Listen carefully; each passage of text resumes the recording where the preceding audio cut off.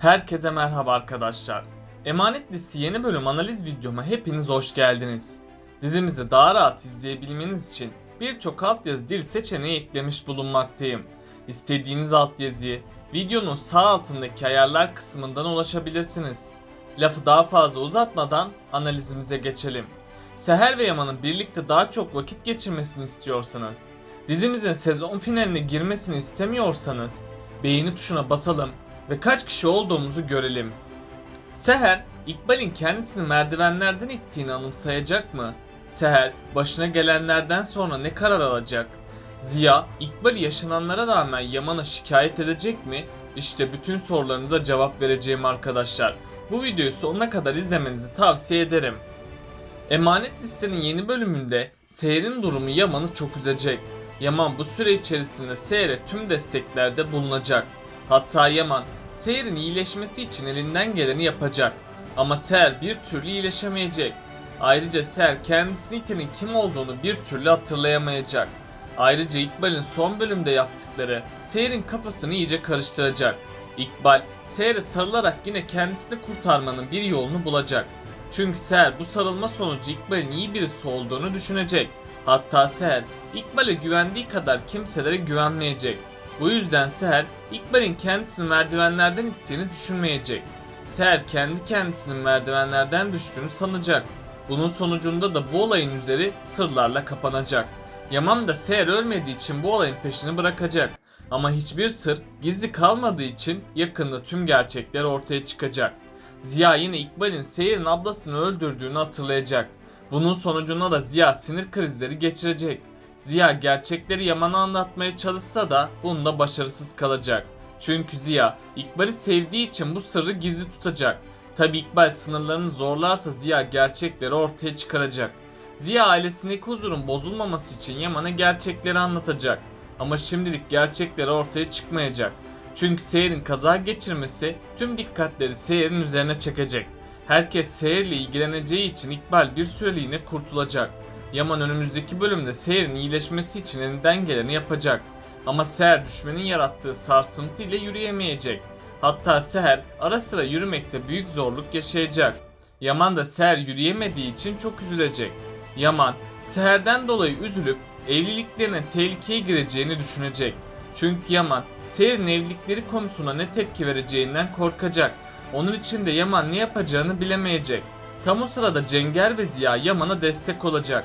Cenger, Yaman'a Seher'den vazgeçmemesini söyleyecek. Yaman da Seher'in iyileşmesi için ona fiziksel tedavi uygulayacak. Böylece az da olsa Seher yeniden yürümeye başlayacak. Seher yürüyemediği için Yaman'a büyük sorumluluklar düşecek. Tabi bu sürede Seher, Yaman'a yük olmamak için ondan uzak duracak. Ama Yaman sonunda Seher'e yakınlaşmayı başaracak. Böylece Seher yeniden Yaman'a aşık olmayı öğrenecek. İkbal ise Seher'in her şeyi hatırlamasından çok korkacak. İkbal, Seher'in merdiven olayını hatırlamaması için kötülükler yapacak. Eğer Seher bu defa da dikkatli olmazsa bu Seher'in sonu olacak. Çünkü Seher her zamanki gibi şanslı olamayacak. Onun için de Seher ölerek diziye veda edecek. Önümüzdeki bölümde İkbal Seher'i yeniden öldürmeye çalışacak. İkbal Seher'i öldüremediği için hamlelerini farklı oynayacak. İkbal, Yaman'ı Seher'in gözünde kötü birisi olarak gösterecek. Seher de Yaman'a güvenmeyip İkbal'in yalanlarına inanacak. Seher, İkbal'in sözlerine inandığı için Yaman'a karşı soğuk davranacak. Seher Yaman'ı kötü birisi sandığı için Yaman'ı zorluklar bekleyecek. Tabi İkbal'in bu planı da başarısızlıkla sonuçlanacak. Çünkü Ziya ve Cenger, Yaman ve Seher'i yeniden bir araya getirecek. Böylece Seher ve Yaman aşkı tekrardan başlayacak. Kötülük karşısında Seher ve Yaman'ın aşkı galip gelecek. Tüm sorunların çözülmesiyle Seher'in sakatlığı iyileşecek.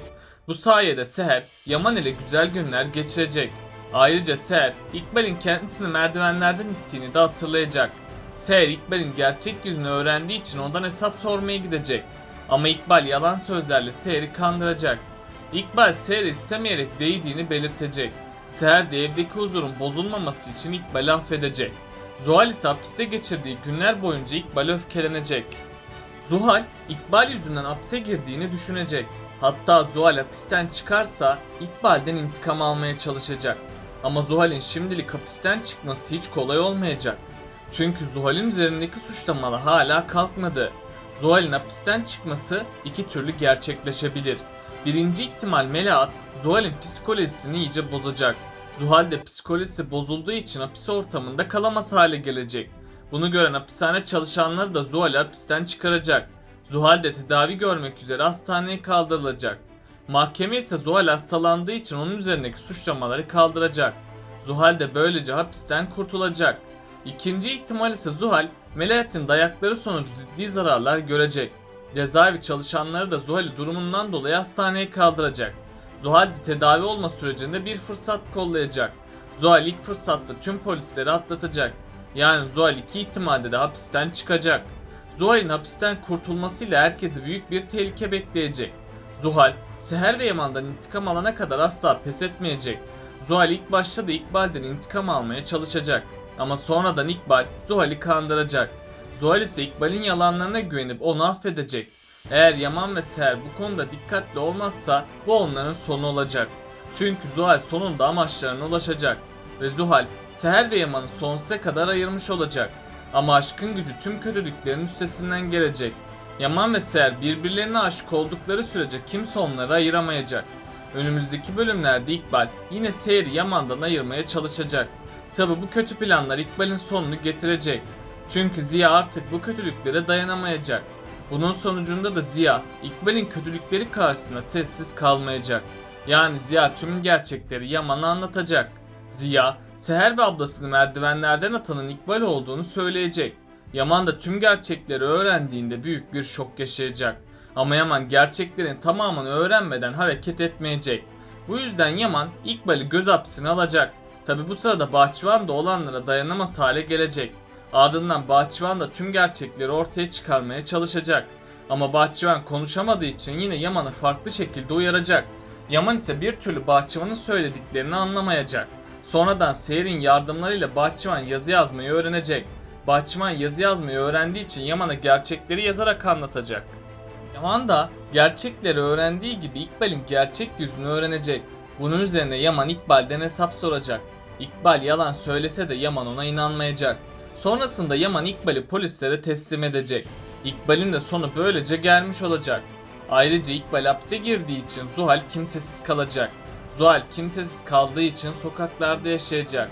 İkbal ve Zuhal, Seher ve Yaman aşkı arasında sonsuza kadar çekilecek. Tüm sorunların çözülmesinin ardından Seher ve Yaman yeniden yakınlaşacak.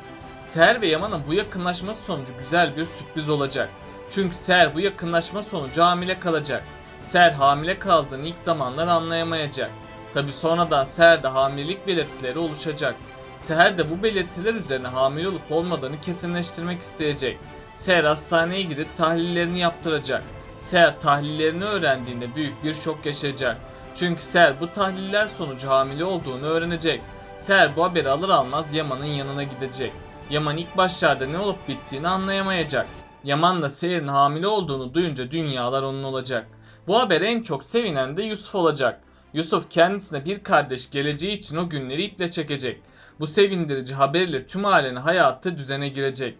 Seher ve Yaman ise artık kimseler ayıramayacak.